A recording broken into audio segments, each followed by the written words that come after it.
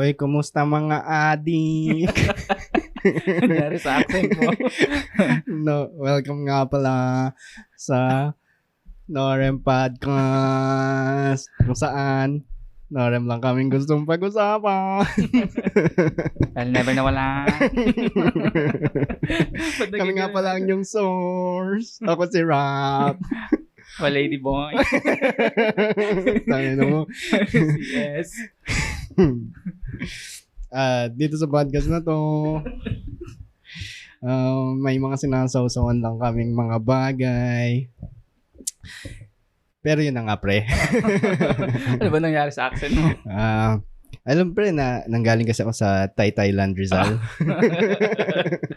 Kaya, alam mo yun, kailangan din nating magbago as a person. Mga ganun. Hindi na pala nahawi. Alam mo mga tao talaga mabilis magbago. Kaya dun sa tinagal-tagal kong pagsastay doon na 5 days, converted na ako to Thai, pre. Ano ng religion mo? Ha? Buddhism na, pre. Thailism. Gagi meron isang tao doon na mind blown ako eh. Kasi nasa bus kami, tapos sabi niya, "Oh my Buddha." Tapos putang ina, yun yung version nila dito, pare. Oo, narinig ko yun. Natawa nga ako. Sabi ko, "Oh my Buddha." Gumanon siya. So hindi siya God. Yun yung God nila. Pero Tapos Buddha. Tapos nagulat ako, sabi ko, tangina, pwede yun. Nabago na. So ibig mo sabihin dun sa ibang religion, gandang ginagawa nila. Oh my Satan. Gumagano sa mga Satanism. Di ba sino yung may puppet na na stand-up comedian? May puppet na stand-up comedian? Yung ventriloquist siya. Si Mardy? Yun ba? Yung Pilipino ba to? Hindi. Foreigner. Tapos, yung puppet niya ay si Ahmed. Hindi ko alam. Hindi ko alam yun.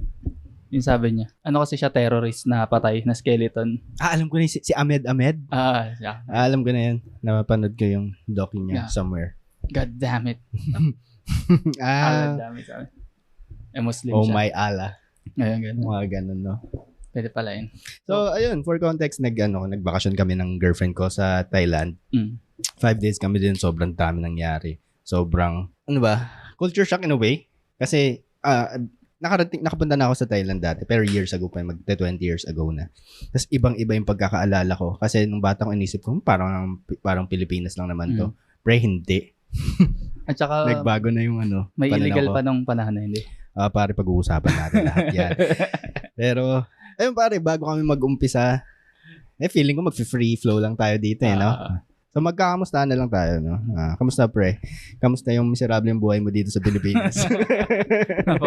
Wala nangyari. Kaya bibilis ako na lang. Manood ako ng movie. Okay ako kagabi. Nagtrabaho kayo sa linggo. Okay na? Next? Okay na. Di ba, kamusta? Ganun nga. I like it. Ano ba? Wala, yun. Yung mapakali dito sa stan, May napanood ako movie. Yung bago. You're Not So Welcome. Boring ang buhay mo, pre. Ano napanood mo? Ano ba?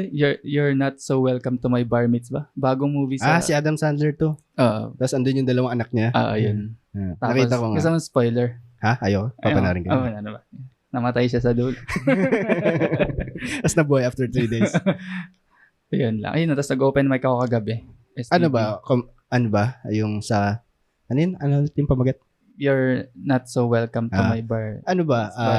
Classic Adam Sandler ba yun? O may iba sa acting niya? Kasi comedy ulit yun eh. Actually, umikot yung story dun sa mga anak niya na. Parang naging supporting na nga lang siya dun eh. Talaga? Oo, kaya maganda. Nag-back, okay. Pero yung comedy style parang makabago din na may halong Happy Madison pa rin yung style nila. Pero may pagka Gen Z na. Talaga? Kaya maganda. So, feeling mo, hindi entirely nepotism yung nangyari. Kasi matagal na nag-acting yung mga anak niya, pero nagsisinungaling tayo pag sinabi natin walang push dun sa tatay niya na superstar. Siyempre may yun eh. Kung kumbaga sa anak mo na yung kukunin mong mga artista. Kasi isipin mo, sorry. Si Lauren Legaspi. Sino yung Legaspi twins? Sino yung nanay tatay nila? Zoren? Tatay? Zoren. Tapos yung Carmina. Diba? Sobrang nepotism na nangyari kasi walang talent yung dalawa. Talaga ba? Oo, pag mga napanood kong clips or sa Reddit ko nakita na nasway lang din yung opinion ko kasi nakita ko sa Reddit siguro. Hindi na ako nag-research masyado. Pero from my standpoint bilang spectator lang naman, or casual viewer, walang tumatatak sa akin. Pag sinabi mo yung Legacy of Twins, walang tumatatak na movie, walang tumatatak na interview. Walang mukha lang. Walang anything. Plain old nepotism lang yung nangyari. So, feeling mo ba okay naman yung mga anak ni Sandler? Tsaka feeling ko sobrang pressured din sila bilang actresses. Kasi superstar, wala na kailangan, tawag dito, patunayan yung tatay nila eh. Kasi subok na ng panahon, yung comedy niya, yung acting niya, tapos alam nilang ma-judge sila based on their performance pagkasama nila yung tatay nila. No? Tsaka rin siguro, bago isa lang sila sa movie na yun, meron din siguro silang mga ginawang workshop. Oh, pre. Yun yung bare minimum. Siguro bilang actress. Kasi, pwedeng ikaw yung pinaka-talented na actor. Pero ma-outwork ka ng mga ibang gutom eh. Yung mga walang connection, walang anything, whatever. Mga ganun. Pero nakakaano din kung iisipin mo, nakaka-pressure sobra pag sobrang great ng magulang mo. Halimbawa, nakakalungkot na example yung anak ni William Defensor. 'Di ba nag-commit ng suicide dahil alam niya yung pressured siya nung pumasok siya sa bar exam. Tapos alam niya na baka yung magiging tingin sa kanya ng mga tao. Kasi yung nanay mo, yun yung yung ganun ba? Arbiter of truth. Yung sobrang high-end na abogado. Alam mo yun. Sobrang talino ng nanay mo tapos ikaw di ka makapasa sa bar exam, di ba? Parang yung pressure na yun, yung anxiety. Natatakot ka ba dyan sa Alam ko kung bakit. Baka gusto niya mag-doctor talaga. Sino ba? Siya. Yung anak ni Miriam. Posible, no? Or mag-comedian. Pero out of the picture yun pag yung nanay mo si William Defensor. O kaya maging rockstar. Hindi pwede. May pinapanood kaming si Ira pala, si Ice, may pinapanood na movie na ganun.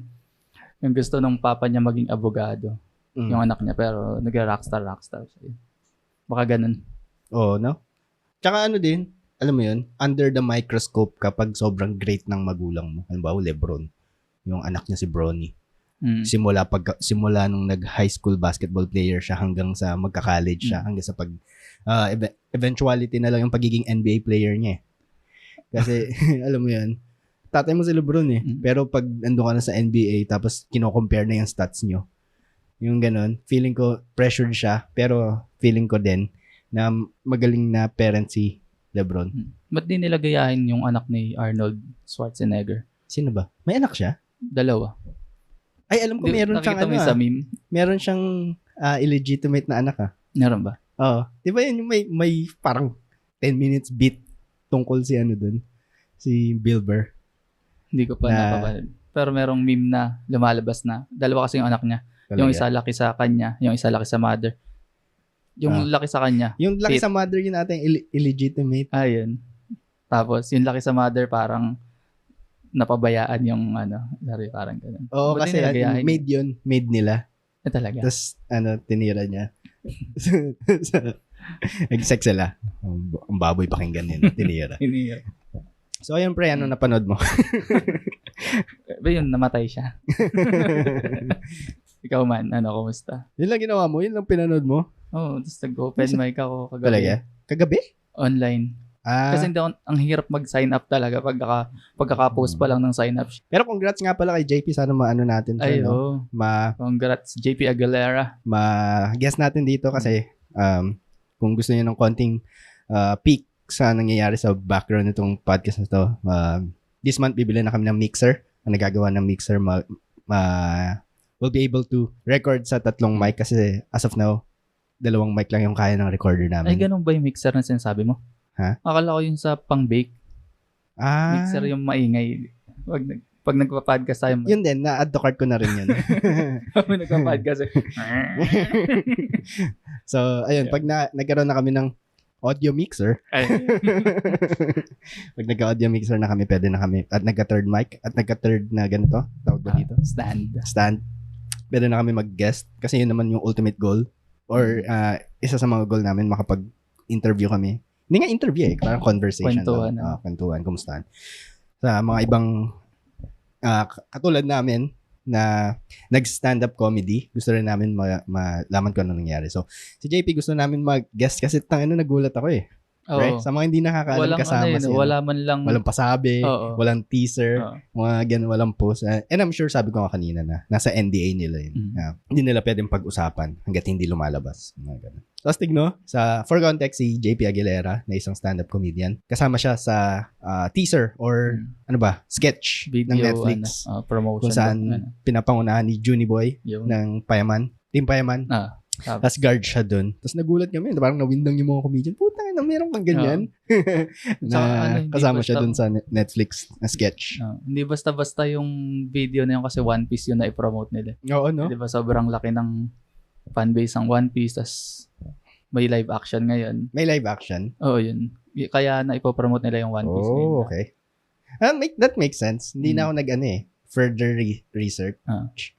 I'm sure hindi ko nga tinapos Nakita ko rin si Dawit doon, napansin mo siya? Hindi. Doon sa bar, yung nagkikwento si Junie. Nasa background si Dawit. Ano ba? Dawit Abonares, para sa mga hindi nakakalam siya. Isa rin siyang stand-up comic from TCC. The Comedy Group. Andun siya. Pansinin mo yung, naka-afro. Hindi ko siya napansin. Yung bar scene. Di ba yung nagkikwento siya doon? Makikita mo. So, ayun, magkakamix na kami, pare. Congrats, JP. Congrats, JP. You're the best, man. At, congrats kay Gold. Ay, kay Gold, kagabi, pare. Nag-special siya, tasteless.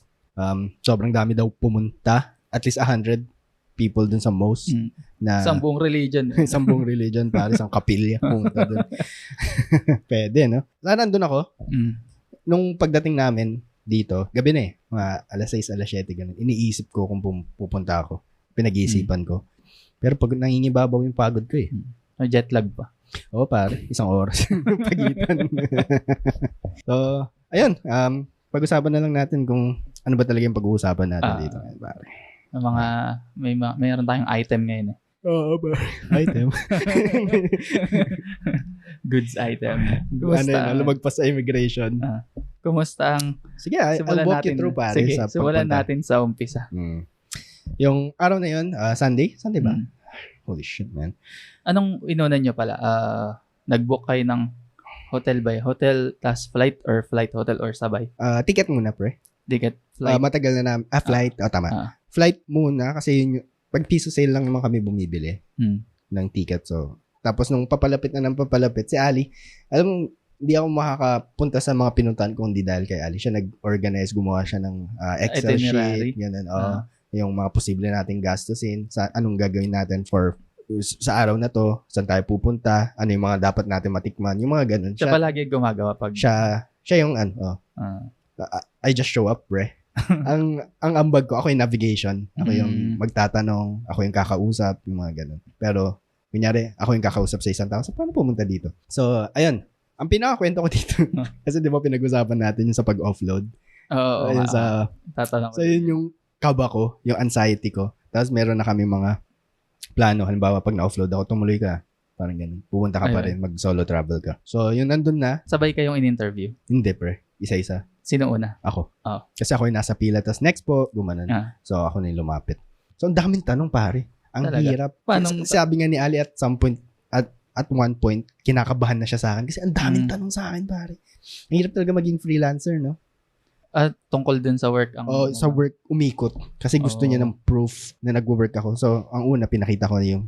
Kasi wala akong COE. Hindi man ako. Pero ang meron ako, Certificate of Service. Tapos, yung binigay sa akin nung employer ko, hindi nga employer, yung client ko, sabihin ko na ng ganun. Ano lang, parang, alam mo, parang pwedeng ako yung gumawa nun. Okay. Text lang, walang heading ng company. Yun lang. Walang dry seal? Walang anything. Ano lang, pirma niya lang. Pwede mong i-edit Tapos, pinunta ko. Tapos, through Gcash ako sumasahod. So, pinaprint ko yung transaction history ko. Tapos, hinighlightan ko lahat ng mga pumapasok na pera. Hindi pa rin siya, hindi pa rin siya convinced. So, pinakita ko yung WhatsApp ko na nag-uusap kami ng client. Nagba-back and forth kami. Hindi pa rin siya. So, yung huli na, nung pinakita ko yung savings ko, doon na siya, okay. Ganun. Ganun kalaki, pre. Okay. Doon na siya napanatag dun sa pera. So, malaki din yung naiambag ng savings. Bakit kaya? Hindi ko alam. Pero, duda rin sila minsan pag sobrang ngayon lang pumasok yung pera. This week lang, pumasok yung pera mo. Biglang may gantong ganang halaga. Parang ganun. Oo, yun. Questionable pag ganun yung bigla ang malaki yung pasok. laman. So, yun sa akin matagal naman na.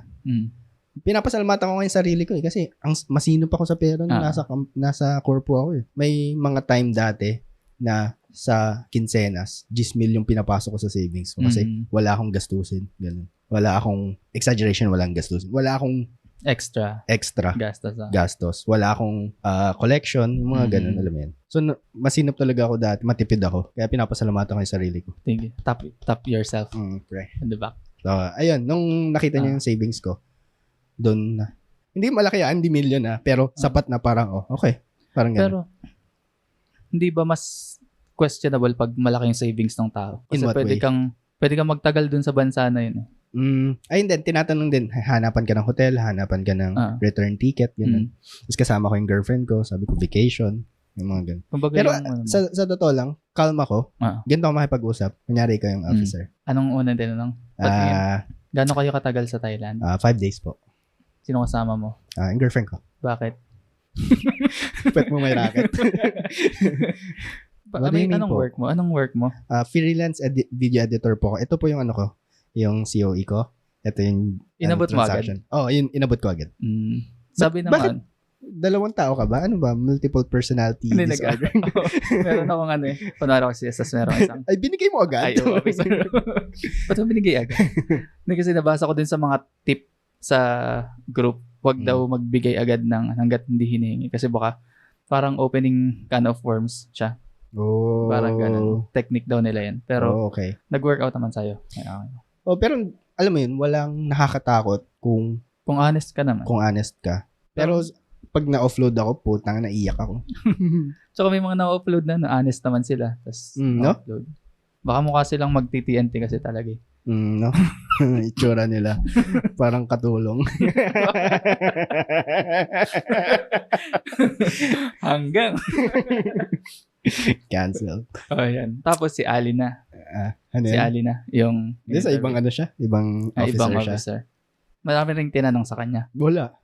At all. Kasi may siya mga documents. May corporate job siya. Sabi parang sapat na yung COE. Tapos sabi niya nung nakita siguro yung parang ayoko sabihin. Sabihin ko na lang, ikakat. Parang ayoko mag-cut. Huwag na natin pag-usapan si Ali. Kasi baka hindi niya ma-appreciate. Tsaka tinatamad din ako mag-edit ng, alam mo yan. Bala ko nga dito sa episode na to, hindi ko na papasadaan I-upload ko na lang, lalagyan ko na lang ng intro. Edit ko syempre yung audio, pero hindi ko na ikakat yung mga long silences kasi wala nang time mag-edit Alam mo yan. Ayun, nung nakapasok na, parang may relief sa akin. Although wala naman ako dapat katakutan. May mga horror stories sa mga immigration na hindi ka papadaanin, gano'n. Tapos may mga nagba-viral pa sa TikTok na hindi kailangan nilang bumili ng isa pang ticket kasi pinayagan lang sila na sumakay sa eroplano nung nakaalis na. Kaya bibili sila ng panibagong ticket. Tapos, syempre, iba na yung amount nun, iba na yung price. Hindi mo na nabili yung sa discounted. So, mga ganun. Nakakatakot, pero pag ando ka na, okay na, pre. Pero may singit ko lang. Yung merong lumalabas ngayon na panukala ni Cheese Escudero. Na pag na-offload yung... Ano yung panukala? Statement? Parang may gagawa ata siya ng bill. Or parang... Hindi naman, sa office pa ba siya ngayon? Senator pa siya ngayon. Talaga? O congressman. Basta ganun. Nasa office pa siya. Okay. Na kapag daw na-offload yung isang pasahero, ibabalik ng Bureau of Immigration yung pera. Okay. Na nagustuhan makes sense, no? Kasi yung iba nagpa-power trip lang daw talaga. Hindi touch move. Ganun. Tapos ang maganda nun, pag namali ka, babawas sa sahod mo yung yun ganun. Kasi may yung travel tax daw pumupunta din sa budget ng immigration. Tapos doon kukunin yung ibabalik doon sa tao. Actually, that makes sense kasi pinoprotektahan mo yung mga tao Pero kasi ganun naman talaga ang public service, di ba? Para sa tao ko, parang ganun. So, huge win kung may maging law yung bill na yan. Sana maging ganun nga. Tapos, ayan. nakalusot ka sa Nakalusot. parang pangit ang tone, ano? Parang ano yun, no? Parang may masamang talagang gagawin. Pero, Nakaligtas. nalagpasan yung pagsubok. Okay. So, ayun, Gaano from kayo there, katagal smooth pala? na. Gaano kayo katagal before your flight? Gaano kayo katagal pumunta? Ang aga namin. Kaaga, gaano kaaga? Ayun. Gaano kayo ka-punctual, sabi mo. Gaano kayo ka-early? Kasi nga, ayun nga, dahil, kasi hindi ko na rin binibilang na nakapag-abroad ako dati. So, ngayon, kasi, lahat gastos mo. So, iniisip ko first time ko to. Pag first time mo, alam, nangangapa ka pa. So, inagaan namin, siguro mga alas 5, alas 4, doon na kami. Ang flight niya ay? 11. So, 6 Ay, di hours. 11 kami nakarating. Hindi. O mga 10, 11, gano'n. Tapos 10. hapon nandun na kami. So, mga mahaba 5. talaga. Mahaba ang... Hindi ko maalala. Bakit maaga kayo? Ano bang mahab? Ano lang, parang inisip ko, kung ma-offload ako, di maaga din ako makuwi. Pero maaga talaga kasi, alam mo yun, paranoid eh. Hindi naman kami, wala pang tatak yung mga passport namin. Yung ganun. So, may chance na baka ma-offload niya. Tapos, ano lang din, measure lang din. Ano ba? Preventive measure. Preventive measure lang din. Na baka ma-traffic, ganun, magka-problema pa. So, inagahan na lang din namin. So, nakarating na kami sa Thailand. Kasi from there, smooth naman na. Yung pagsakay, pag-depart, pag-arrive, yung pagdating doon. Tapos, na-welcome kayo ng mga Thai doon. Ang galing nga eh. Pagka-land mo, may naghihintay na sa yung ladyboy doon. Hindi, joke. Walang ganun gago. Ano ko? Athlete. Pagdating doon, ang hirap na hindi i-compare ang Pilipinas. Kasi ang smooth ng paglabas namin sa airport ng Thailand as opposed dito sa Philippines na kailangan kotse talaga. Kasi doon sa airport nila may nakakabit na LRT train. So from there, wala ka nang iisipin na mag-book. Pwede ka nang dumiretso. Tapos, syempre, ang ginawa namin yung mga normal na ginagawa ng mga tourist. No? Nagpa-exchange ng pera. Saan kayo nagpa-exchange? Money changer?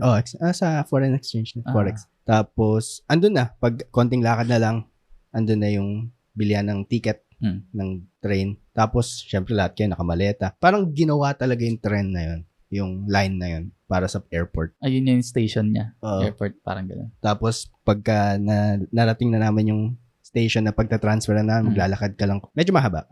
Kasi pupunta ka sa subway eh. Punta ka sa ilalim. Tapos, yun na.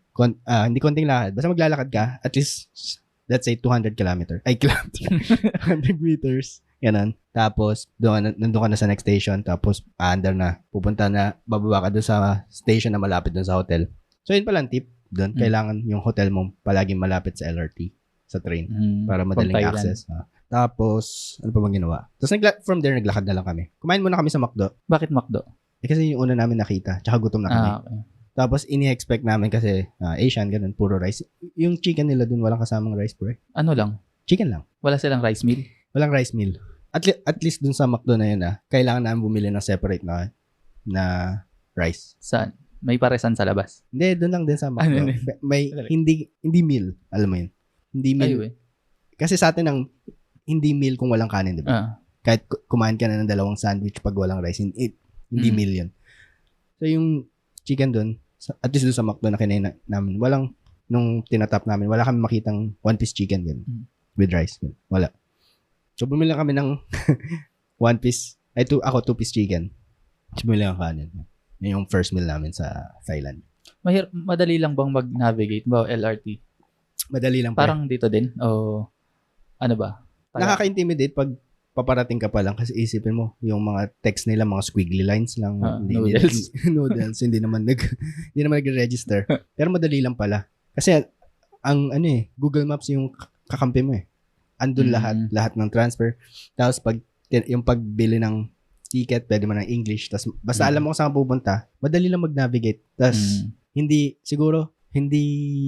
lalagpas ng 10 kung ilang beses ako nagtanong kung ano yung direction. Kasi alam mo na agad. Tapos yung isang mind blown din ako. Wala masyadong guard. Walang guard sa LRT, MRT. Sa mall, walang guard. Sabi ko, bakit napaka-lax nila? Wala ba nangyayari masama dito? Parang ganun. Walang guard, pre. Hindi exaggeration siguro. Mga limang guard lang nakita ko buong stay ko doon. Yung sa LRT, medyo mind blown ako kasi, tangina, walang guard dito? Walang nag-check, walang tumutusok ng bag mo. Walang tumutusok, pre. Meron yung unang first and last time ako nagpa-check ng bag. Kasi nakita ko yung guard. So, lalapit ba ako? Wala sila dun sa pintuan. Andun sila sa medyo malayo. Siguro mga 5 steps away dun sa entrance ng mga pasakay ng tren. And sabi ko, lalapit ba ako dun? Lumapit ako, binuksan ko. Nagtanggal ako ng cap kasi yun yung standard procedure ko eh. Yun yung nakasanayan ko. So, binuksan ko yung bag ko. Tapos, nagtanggal akong cap. So, sabi niya, okay sir, thank you. Gumano siya. Hindi mo nung kailangan lumapit. Ginagawa mo. Parang gago to. Turista ako. So, madali lang mag-navigate. Kasi may Google Maps na. Ibang-ibang storya siguro pag walang ganun. Kasi kailangan mo magtanong. Napaka-detailed ng mga sasakyan sa Google Maps. Nakakagulat din kung gaano. Galing yun ng Google Maps. Doon lahat. Ano ba? Pagdating nyo ng hotel. Pahinga muna kami. Tapos, although may idea na kami kung paano pumunta sa mga certain places, nagpahinga muna kami. Yung unang gabi namin yung Kausan eh. Ano yun? Kausan Road. Yun yung nightlife nila doon. Yung pinakasikat na nightlife. Parang poblasyon. Or, in a way. Pero street tech kasi. So, parang hybrid ng mga tiyangge, kainan. Lahat. Marijuana, ganun. Gaano kalaki or kaliit yung difference ng Kausan ba? Kausan? Kausan. Kausan. Dun sa mga street na buhay paggabi dito sa Pinas. Malaki. Kasi halimbawa sa poblasyon, strictly kainan lang, gimmickan, ganun. Ayun pare, gimmickan yun, tapos may tiyangge. Parang halo-halo, tapos may restaurants.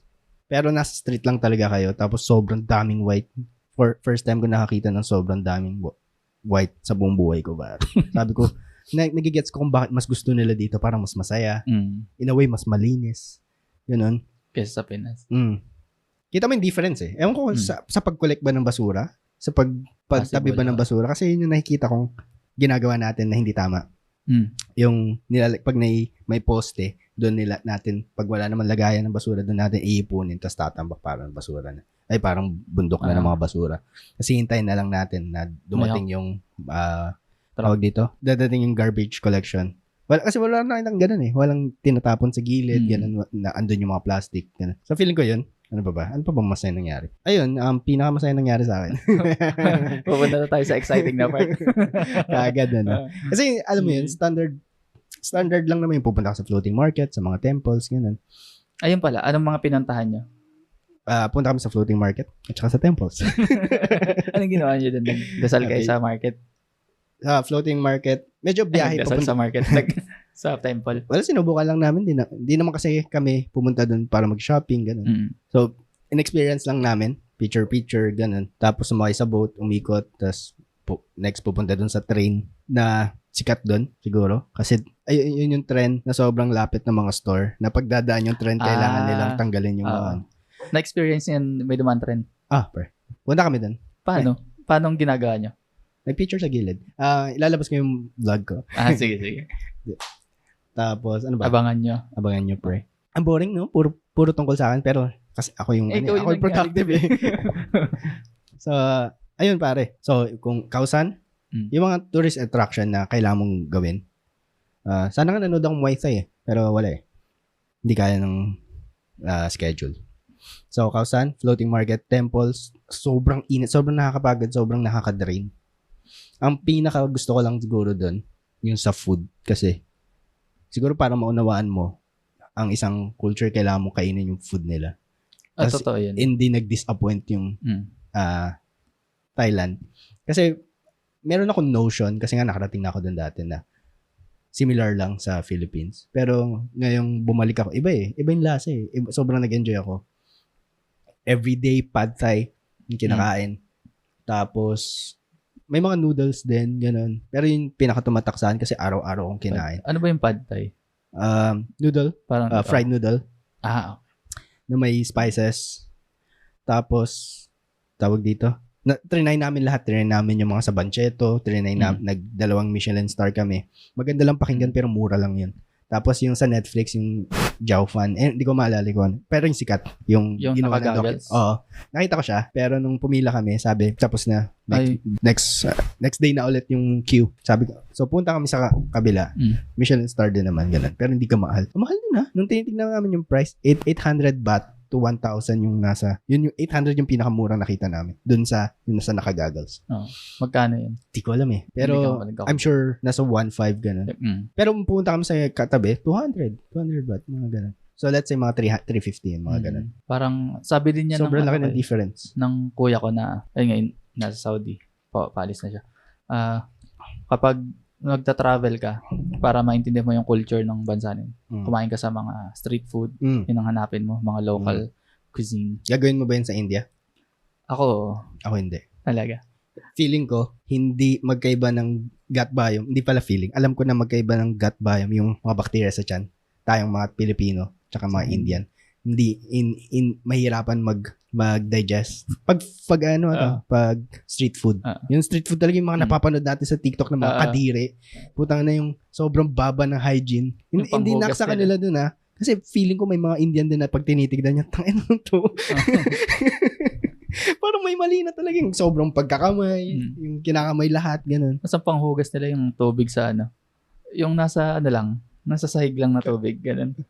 Alam mo dito sa Pilipinas, pare, sorry. Tapusin ko lang ito. Kasi, hindi na ako kumakain sa street food dito eh. I mean, yung kwek-kwek. Kasi dati nakasakay ako sa G-Liner. Pauwi ako nun. Tapos, may mga nagbebenta ng kwek-kwek. Diba yung bowl na makulay, yung blue, red, gano'n. Nilalagyan nila ng plastic. Yung nakita ko, nahulog niya yung bowl na nakalagay sa plastic dun sa gutter. Dun sa, diba, namumuo yung mga tubig. Tapos anong ginawa ng lalaki? Ginanon niya yung tinanggal niya tinaktak niya lang. Tinaktak niya lang tapos binalik niya doon sa sa lagay ng mga bowl. Tapos sabi ko, putang ina, ba't di mo pinalitan yung plastic? Tapos din parang simula nun nilahat ko na nilahat ko na lahat ng nagbebenta dito walang pake sa kapakanan ng mga bumibili sa kanila. Gusto lang nila magbenta. Pero nagba-barbecue pa rin ako ngayon. Pero yung kwek-kwek, yung mga ganun, hindi ako kumakain. So, yung mga stick din ng barbecue, alam mo yun. So, kaya dapat pinuputol, no? Sabi nung iba, pati mga baso, pag tinatapon mo dun sa basurahan nila mismo sa gilid. Kinokolekta nila. Pag wala nakatingin. Pag wala nakatingin, kokolektahin. So, sa India, kakain ka dun sa mga street food?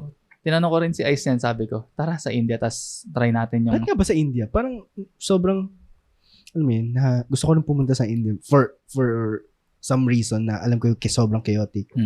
Ewan ko ba dun? Sabi nung isang... Sabi ni Ate Aiza pala. Sabi ko. Ay, naikwento ko rin kasi yung kailangan itry yung street food. Kaya sabi ko, tara, sa India. Sabi niya, ikaw na lang. Ayaw niya. Pero dahil? Nadudumihan din siya din sa pagkain. Pero ako tingin ko, kaya ko naman. Punta sa mga, alam mo yung, tasa naman nila ng hygiene nila ng konti sa food. Kasi food yun eh. Alam ba, merong vlogger siya na Indiano na nandito sa Pinas.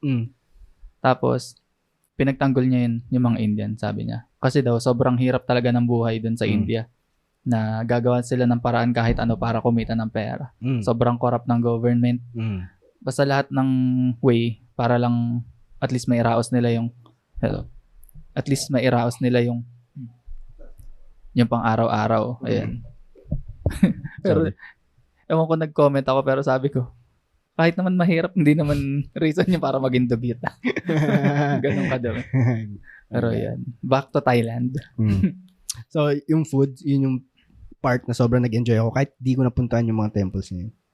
Kasi pag pupunta ka doon, kailangan mag-picture eh. Nagigets ko naman. Kaya naman talaga ako sumama sa Thailand para ma-picturean yung girlfriend ko. Yun lang talaga yung pakinabang ko doon. Yun yung running joke namin. Pag ganyari, may temple. Sabi, picture mo, kaya ka nga sumama eh. Parang ganun. Yun lang yung pakinabang ko sa relasyon namin. Hindi ka nag-picture? May mga picture ako.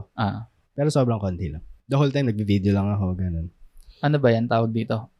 Yung, paano ko ba sasabihin? Kasi may mga lumalabas na, ito ang picture ng girlfriend ko sa akin. Ito ang picture ko sa kanya. Para mas malinaw yung picture mo sa kanya. Oo. bilang photography hobbyist, matagal ko na natanggap na nasa likod ako ng lens. Na ako yung nagpipicture. Tapos, kung ma-picturean mo ako na maganda, sobrang thank you kasi sobrang once in a blue moon mangyari sa akin yan. Tapos pag kay Ali, hindi naman knock sa kanya to eh. Binababaan ko na lang yung expectation ko. Kasi hindi kami pareho ng pagtingin sa lens. Alam mo yun? Hindi ko pwedeng ipilit sa kanya yung mga obsession ko. Na bakit di ganito yung kuha mo? Parang hassle lang ganun. Na magigets ko yung frustration. Pero ayun, at this point, tanggap ko na hindi maganda yung mga picture ko. Okay lang yun. Kasi hindi rin, in the first place, di rin naman ako nagpo-post. So okay lang na may picture sa akin para sa akin. Na alam ko meron akong patunay na nakarating ako doon. Pero yung sa mga picture, okay na natanggap ko na yun yung role ko sa pag nagta-travel. Kasi gusto ko yun eh. Gusto ko na gusto niya yung kuha ko. Alam mo yun? Yun yung mga simple pleasures. Basta wag lang yung picture, ikaw lang yung nandun, ano? Ikaw lang yung nasa picture.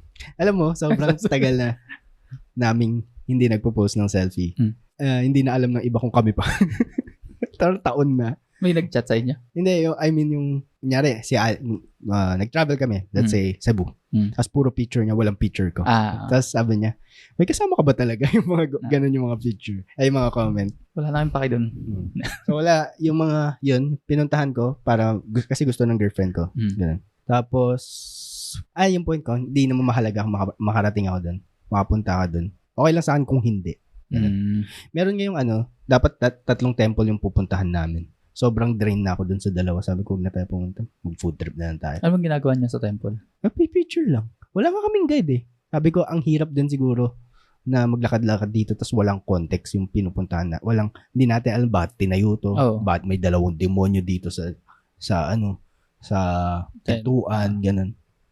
Sabi ko, walang context. Hindi natin ma-appreciate. Tas kuha tayong guide. Hindi rin matatagalan tayo eh.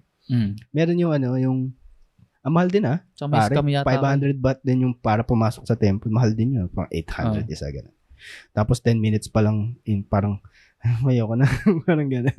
Pagod na. Tama. Mas maganda nga din na pagpupunta kayo dun sa isang lugar. Alam niyo yung tawag dun, story or history na lugar. Mas ma-appreciate niya. Lakas mo ang boses mo. Hello. Yan. Ihilang ako saglit. Sige. Siguro ito ikakat ko kasi medyo matagal yung silence. Pero pagbalik ko, pag-usapan natin yung open mic. Yun, ayo. Doon pala, right-hand driving. So, iba yung direction ng traffic. Pati yung LRT iba rin. So, ilang beses, siguro mga 3 beses kami nagkamali. Merong isang beses sumakay kami sa train na convince kami na papunta dun sa direction na pupuntahan namin. Pabalik pala kami. Kasi naguguluhan kami dun sa left-hand. So, sumakay lang kami. So, isang beses nangyari yun, pero maraming beses na, di ba, pag pupunta ka na sa platform, akit ka or bababa ka sa left or right, depende kung saan direction mo. So, ilang beses kami nagkamali dun. Tapos sa pagtawid din, nasanay ako na pag tatawid ako, titingin muna ako sa left, kasi dun yung direction. Tapos matatawid na, ay puta, dito pala sa kabila. Sa right pala dapat ako tumingin. So, mga ganun. So, pupunta na tayo sa open mic. Yan. Sa Bangkok Comedy Club, ganun. Ano ba siya? Comedy store? Hindi, parang regular, parang bar din. Hindi ko masabing Wicked Dogs eh. Kasi at this point, parang comedy club na yung Wicked Dogs. So, hindi ganun. Pero in a way, yung ganun. So, punta ko doon, nagchat ako una. Can I get a spot? I'm Raf. I'm from the Philippines. I'm a stand-up comedian as well. Parang mga standard na. Can I get a spot? Ganun. Okay lang, 3 minutes. Ganun. Hindi, English lahat. So, sure. Nagchat ka? Nagchat ako. Sa, parang Comedy Manila page. Okay. Tapos, ayun. Parang nag-kill ako.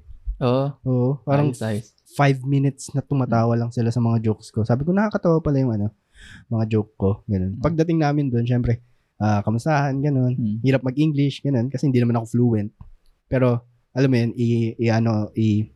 ayusin ko muna yung English sa utak ko bago lumabas sa bibig ko. Hindi dumadali. Ganun, pinag-iisipan ko palagi pag may video ka ba? Meron pare. Yun.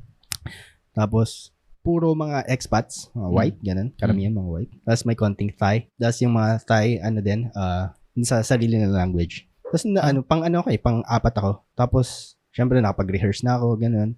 Sabi ko, bibitawan ko na lang to, titingnan ko. Pati yung biglaan lang, yung all of a sudden, nag-kill eh. Ilang kayong open micer? Or, at least 50. Hindi ko na tinapos eh. Umalis na ako agad after ng set ko. Kasi pagod na rin. Ganun. So, nag-kill ako. Tapos sabi nila, pwede ka ba sumama sa show? Ganun. Sabi ko, uwi na ako sa sabi ko. Sayang Pero alam mo pinakamalupit dun sa kwento ko na yan? Hindi totoo. Hindi ako nag-open mic.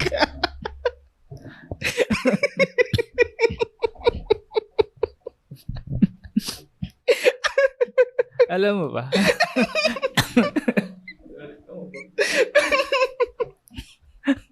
Alam mo ba? Hindi ko na makalimutan yung open mic kasi hindi mo na ikakwento. Sabi ko, hindi ko na lang tinanong. Siguro hindi nakapag-open mic. Kasi hindi ka naman nag-open up. Tapos pinaalala mo kanina. Ay, oo. Open mic ka nga pala. hindi ko na kaya. Yung gabing yun, although maaga kami nakauwi, yun yung after ng temples. Sobrang sobrang init, sobrang pagod na. Nakakain ng masarap, kaya pag uwi sa hotel, gusto na lang mahiga, yung mga ganun. Tapos nung tinitignan ko, mula sa hotel, 10 kilometers away. Tapos may mga lakaran pa rin. So sabi ko, parang ayoko. Tapos sinabi ni Ali, yung the day before, mag-enjoy mo na lang to. Wag mo, and naintindihan niya na gusto ko subukan para labas sa comfort zone ko. Pero nasa bakasyon kayo. Alam mo yun? Pinaghandaan niyo to, ganun. Tapos kung ilalagay ko pa yung sarili ko sa kasi kailangan ng time yun eh. Kailangan ng repetition ng pagsabi ng joke. So, malaking time yung makukuha sa akin pag nagre-rehearse ako everyday. So, sabi ko magdala. Siguro, next time pag... Sa Hong Kong, I'm sure hindi na ako papayag na hindi. Kasi malaking comedy scene doon. Gusto ko masubukan mag-English. Ganun. Na set. Although, okay na yung ano ko eh. Yung jokes ko eh. Na-edit ko na. Nung last minute nga eh, bago kami umalis, in-edit ko ulit. Tapos sinubukan kong i-perform dito sa bahay palakad-lakad lang. Hindi ko kaya. And iniisip ko masyado, palaging loading. Tapos inisip ko, dalhin ko kaya yung phone ko habang nagsiset. Pero parang disservice yun para sa mga nanonood na binabasa mo lang. Hindi ka nagpe-perform, nagre-report ka. Siguro next time pag ganun, pwedeng isama niyo sa itinerary yung itong gabi na to for open mic talaga. Tama. Na dapat meron kang time na mag-rehearse. Pero feeling ko, sobrang dami rin namin gagawin sa Hong Kong. Kasi may Hong Kong kami sa November. Baka hindi na makapunta. Pero hindi na ako papayag eh. Alam mo yun? Parang may mali na sa akin. Pag ganun. So, ayun, hindi ako nakapag-open mic. I don't feel bad about it. Kasi sobrang nag-enjoy ako dahil ito na nga. Ito na. Ang exciting na part. Norem sa Thailand. Pero hindi mawawalan. Never. Akala ko dati kasi syempre, boy Reddit ako. So, hinahanap ko yung mga opinion. Yung totoong opinion, hindi yung nakikita mo sa mga news, sa YouTube videos, kung ano talaga nangyayari, sabi. Ano ba yung... Kasi yung mga nakikita mo sa mga YouTube videos, kailangan mo pa rin patago, hindi na-appreciate ng mga side people yung kung saan-saan ka nagmamariwan. Kung ilulugar mo rin. Alam mo yun? Tapos nung pagdating ko, hindi yun yung nangyayari. Tapos yung mga comment din, pagdating mo sa Thailand, malalaman mo na lahat ng mga sinasabi dito hindi totoo. Okay. Kasi kahit saan eh. Talamak. Yung sa Khao San Road pa lang, sobrang, sabi ko, bibili lang ako dito, hindi ko sisindihan. Nung nakita ko sobrang dami ng sumisindi pare. Dun, sabi niya, pwede ba dyan? Sabi ko. Pwede ba pumesto dyan? Pastuhan ba yan? sabi nung nagbenta sa akin, you can smoke everywhere. Sabi niya. Ganda. Tapos, yung buong joint, siguro, dahil tourist ako, binibigyan niya ng 150 sa akin. I'm sure pag local ako doon, hindi 150, at least mga 100 yun. Yung Thai strain, yun, mas mura yun kesa sa Kush. Bumili ako nun, tapos sabi ko, pwede natin tong pag-usapan kasi nasa Thailand ka naman nun. Oh, pre. Tapos, tawag dito, sabi ko, bibili akong 2 joint for 250. Sabi niya, 280. Nagka-moment kami na sinabi ko, 260. Nagtawanan kami dalawa. Nagtawanan. Natawa siya kasi nag-pushback pa rin ako. Hindi yata uso doon yung ganun eh. No? Hindi, haggling din. Haggling din ba din? Haggling din. Parang dito rin. Feel ko lahat ng Asian countries ganun. Sana mahagel. Ginamitan mo ng Pinoy style yung half agad. 150 sa 75. Iniisip ko eh. Kailangan half agad eh. Oo. Kasi pag ganun daw, may kita na rin yung, pero maliit lang. Kumbaga pag yung feeling ko yung pagdating sa marijuana, overabundant sila. Kahit babaan nila yung presyo, malaki pa rin yung tubo. So yun, yung una kong binili, Thai strain, 2. Tapos sabi ko, okay na to for the rest of my pwede ko na kasi patayin, tapos hindi na lang. Naubos ko agad. Pag, nangyari, tapos na wala nang gagawin sa itinerary. Uwi na sa hotel. Yun yung sabi ko, pang decompress lang. Parang gano'n. Ay, nakapangalumbaba ka sa hotel. Ano pwede kong gawin? So, nung una nahihiya pa ako, lumalayo pa ako dun sa hotel. Kasi may mga upuan sa labas. Nahihiya pa ako. Tapos nung nakita ko na, nakapagtingin ko sa ashtray, puta, ang daming joint to. Sabi ko, doon na lang din ako. Tapos wala silang pake. Kahit nga yung mga tour guides na babae, gumagamit daw para makatulong sa pagtulog, ganun. So, decriminalized na yung marijuana doon. Ibig sabihin na lahat ng mga nakulong na salang marijuana, pinalaya na, ganun. Tapos, nag-try din ako ng kush. Ang galing nga kasi first time ko mag-marijuana buong buhay ko eh. Talagang, alam mo yun. Talagang, totoo pala yung mga sinasabi nila. Na ano? Na magaan, pre. Ang gaan sa utak. Ang gaan mag-isip. Malikot yung isip mo. Ganun. Sana all. Sarap ng tubig, pre. Kailan kaya sa Pinas yung ganun? Yung... Oo nga, no? Para masubukan ko ulit. Kasi tingin ko, parang yung tanong mo dati na yung sinabi mo malapit na rin sa Pinas na magkaganyan. Siguro parang sa Thailand, unti-unti na rin nilang natatanggap eh. Kaya nung na-decriminalize na, naging legal na. Parang normal na lang. Wala na. Alam mo, pag tinitignan ko, it makes sense on a business perspective na maging legal. Kasi tignan mo yung tourism dun. Oh. Yung tulad nga sabi ko kanina, sobrang daming white. Hindi ko sinasabing sila yung pinakamalaking market nila. Pero dahil, cherry on top, na maganda na yung mga yung culture nyo, masarap yung food nyo, tas legal yung marijuana. Holy shit, I'm in heaven, parang ganun. Tapos nagtry ako ng kush. Yung una kong binili, Alaus, man. Alaus Amats. Talaga? Paano naging yun? Tas ang mahal pa, parang 170, half a joint. Pwede ka kasi bumili ng full joint, half joint. Tas pag sinabi ko kush, parang malakas na yun. So inisip ko, okay na to. Hindi kaya na ka dun? Na-scam ka nung una? Kasi di ba pag kush, malakas daw? Yung unang bili mo? Yung Thai strain, lang, good not great. Alam mo yun? Pero ito na yung, naubos ko yung dalawang Thai strain na joint. Tapos bumili pa ako ng isa pa. Tapos bumili ako ng kush. Mas maganda pa yung amats ng Thai strain. Kaya pag pumunta ako sa dispensary, do you have Thai strain? Most often than not, wala.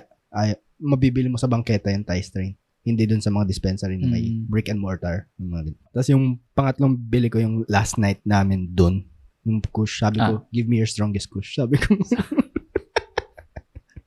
Hindi ko alam. Napagsisisihan ko yung... Bakit? Ano ba nangyari? So, ayun. Nakipag-haggle pa ako dun. Pero hindi sila pumapayag sa kush, na mag-haggle ka? Sabi niya, nung binibigyan ko 250, sabi niya, sige 250, ikaw mag-roll. Sabi niya. Ayos. Parang Pinoy din makipag-ano eh. Sabi ko, tumawa ko, sige 300. Give me your strongest kush. Tapos yun, sinindihan ko, nasa hotel na. Tapos sabi ko, nung kalahati pa lang, alakas na nung amat, sabi ko, kailangan ko ubusin to kasi bukas umaga kami aalis. Hindi ko na to masisindihan. Tapos, tawag dito, ayun din pala yung schedule ko, hapon. Hindi pwede mag-ganun. Gabi at saka umaga. Tapos, mag-smoke lang ako. Pagkagising ko, tapos sa public, may nagwawalis sa gilid, yun, may mga dumadaan. Wala. Parang astig na ito, sabi ko. So, ayun, tinira. Sinindihan ko yung, tapos inubos ko, pare. Tapos, ang tagal namin nagkwentuhan ni Ali, kung saan napunta yung kwentuhan namin. May video nga ako na 13 minutes na nagsasalita lang ako sa harap ng camera. Ganun. Nasama mo ba yun sa vlog mo? Hindi ko ilalahat kasi 30 minutes yun eh. Hindi siya actually vlog. Ang balak namin ni Ali, mag-record kami ng podcast. Tapos pinag-uusap, tapos ikakat ko na lang, kukunin ko yung mga portion na mag-fit dun sa, parang travel guide. Okay. Parang ganun. So, inubos ko, tapos kumain kami. Tapos, sabi ko, nagmamadali na ako umakyat. Tapos sabi, ang bilis ko kasi kumain palagi, si Ali mabagal. Tapos na ako, gusto ko nang tumaas para mahiga, mag-shower, ganun. Tapos, sabi niya, iiwan mo ako dito sa baba? Sabi niya, so umiga muna ako sa sa sofa, sa lobby. Tapos nung di ko na kaya tumayo ako. Tapos palakad-lakad ako sa umakyat na ako sa hotel. Tapos palakad-lakad ako. Tapos iba yung talagang parang may pressure sa magaan. Pero may pressure na alam mong nakadami ka na inubos mo yung half joint na kush. Inubos mo in one sitting. Parang may mali. Tapos nagsuka ako.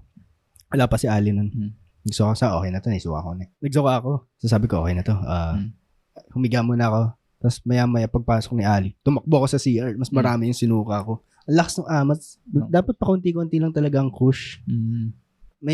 Dapat nga ang pagkakaalam ko may mga naririnig ako dyan na pinagsasama nila. Bibili silang kush kasi mahal nga naman. Tapos pag isasama nila sa locks, hindi ko alam kung ba't alam ko yung mga term na yun. Tapos, kasi first time ko lang naman. Tapos, ayun, doon ko nalaman kung gaano kalakas yung, dapat pala yung middle lang na kush. Kasi alam mo yun, yung bumili ang kush, wala naman. Wala eh. May amats pero hindi nyo ine-expect ko. Tapos nung trinay ko yung pinakamalakas nilang kush, nagsuka ako, pre. Hindi kaya dapat gradually, ganun. Doon ka muna sa mababa after, ganun dapat. In a way, parang gradually din nangyari kasi bumili yung kush. Parang tama lang yung amats. Tama lang yung amats. Galing ano? Wordplay. Tapos may tie stream.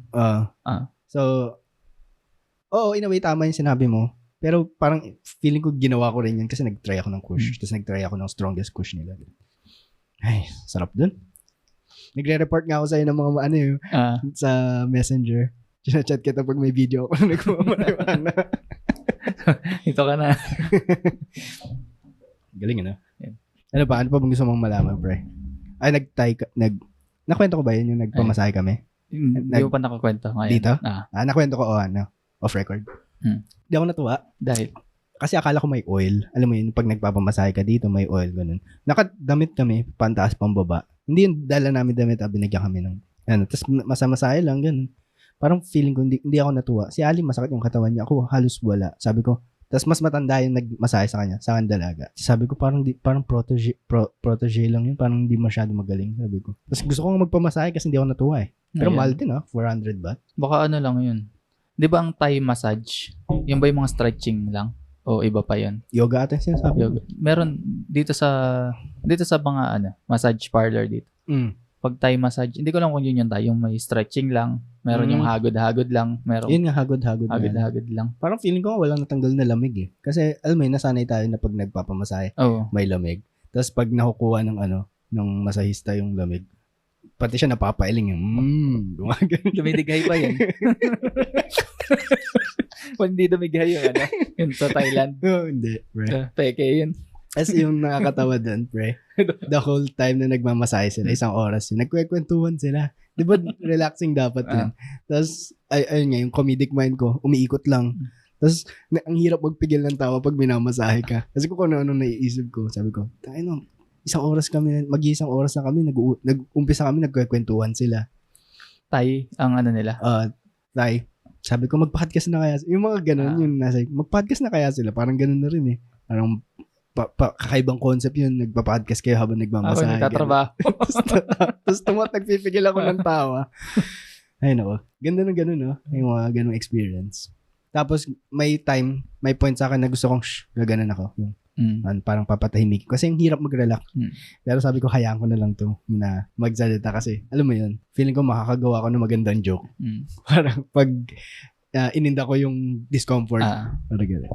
So, ayun, pre, masaya. Yung overall, naging mission success. Sinasabi ko nga sa kanya, sobrang nag-enjoy ako. By sa kanya, dun sa Ladyboy. Kay Ali. Sobrang nag-enjoy ako. Tapos, ang kagandahan nun, hindi malaki yung ginastos namin. Ayun pala, range na lang, hindi yung sakto. Tig 10K kami. For 5 days. Ano pa lang, hindi pa kasama yung flight hotel? Sige, 15. Kasama na yung flight hotel. Feeling ko yung hotel kasama dun sa 10,000. Yung hinihiwalay namin yung flight, yung airfare, kasi mag-ibang Sa 10K na yung kasama na lahat. Bukod dun sa airfare, syempre. At makikita namin yan sa inyong breakdown. Yeah. Ibe-breakdown namin. Ibe-breakdown niya. Abangan ka yan. Pero nagawa ko na yung intro eh. Sobrang nagustuhan ko yung ginawa ko intro eh. Na? Papakita ko sa after nito. Sige. Tapos i-edit ko na lang. Siguro mga 2 weeks. Tapos, pag may nagawa ko na joke, kasi gusto kong seryosohan yung pag-YouTube eh. Gusto ko nang gawin na, kasi palagi ko iniisip, ba't di ko na lang gawin ganun? So, gagawa na ako ng mga video, ganun. Tapos, maglalagay, parang magandang marketing din sa pagsa-stand-up ko, feeling ko. So, yun pre, ano pa bang gusto mong malaman dito sa ating Thailand episode? Congrats. Hindi, Congrats na. Labo. kasi yung pauwi parang, di ba bagyo nung yung pauwi kayo? Walang ulan nung pagdating namin. Ay, wala. Pero yung flight niya na-delay, di ba? Buti Isang oras na, 2 oras. Okay. Ganun. Tapos ayun din, So, kailangan nyo din habaan yung pasensya nyo kasi pareho kayong hindi or pag may kasama kayo, pareho kayong clueless kung ano mga pinagsasabi ng mga tao. Tapos syempre nakakainis pag tinatanong ka, ano sabi? Hindi ko alam. Parang ganun. Kaya parang kailangan nyo ng pasensya sa mga significant other nyo. Ganun. Kasi nates nag-away kami. Dahil nagtanong nga kayo. Hindi, may misunderstanding kami nung during travel. Pero kasalanan ko lahat. Okay lang yan. Nag-sorry naman ako agad. Pero, ayun, sabi niya, sinira mo yung araw ko. Sabi ko, sinira yung araw? Hindi pa tapos yung araw. 3 p.m. pa lang. Tapos nung nakakatawa si Ali pag sa mga downtime, etong pinapakinggan niya Norem podcast. Sabi ko, tapos nagtatanong siya, alam mo may kaibigan din akong pumunta ng Saudi na nag-tourist muna. Salamat sa listener. Speaking of listener, meron tayong may nag-chat kay Ice na nakikinig daw siya ng Norem podcast. Kakilala niya talaga yun. Kaya nag-chat siya. Kakilala natin. Sino? Ka-work natin dati sa Hinduja. Pwede mo siguro ibigay yung first name. Si Tita Mafel. Nakikinig daw siya. Gusto niya minsan na manood ng mga open mic ng stand-up. Sabi ko kay Ice, sabi mo pag may show sila, rap nood tayo, ganun. Okay, punta kayo Tuesday, open mic, BGC, ganun. Gusto rin nila. So, yun. Tita Mafel. Tita Mafel, kamusta? See you soon. Naalala kita, ka-team kita sa Team Shit, ba? Team Shit. Team Shit. Team Casey. Okay. Sa claims. Mabait din mabait siya, tapos matulungan. Kasi yung claims, sobrang hirap na. So, nahirapan ako dun. Tapos, pag kailangan mo pag datihan ka, tapos may baguhan, kailangan mo talagang tutukan sabihin ko ano nangyayari. Ganun. Yun yung ultimately nagpaalis sa akin sa HGS Hindi ako pinaalis. Umalis ako kasi sobrang hirap na ako. Good old days. Tapos sa eligibility and benefits po, tapos na yung call in 2 minutes. So, ano po bang itatanong ko tungkol sa Thailand? Or yung mga addict, baka may tanong kayo tungkol sa Thailand? Hindi ko sasagutin. Ayun pare, nakaka 1 hour na tayo. Okay na siguro to. Walang video muna kasi nakakatamad mag-edit. Wala naman ako biblip dito, di ba? Wala naman. Lang. Tatanggalin ko lang yung long silence nung umihi ako. So, ayun. Ito lang yung update namin sa buhay namin. Mamayang gabi may show kami, yung tawag dito. State of Hilarity. Kung gusto nyo manood, panoorin nyo last week. Magte 10 minutes ako doon. Excited na ako na kinakabahan. Nice. Tapos, kasama ko doon yung syempre, mga pandaya sa malalayo. Hindi ko na isa-isahin. Kasi tapos na Hindi ko na isa-isahin. Sana magka-show ako ng September para, alam mo yun, kamustahan na rin kung may mga gustong pumunta na dati natin mga katrabaho. Ganun. So, that's been the episode for this week. Yeah. Kita-kita ulit tayo next week. Magkumustahan ulit tayo. Dahil sa podcast na to, hindi namin alam kung paano din tapos, pare. Pero kung alas kayo, Norem kami. Never nawala. Norem sa Thailand, pare. Yeah.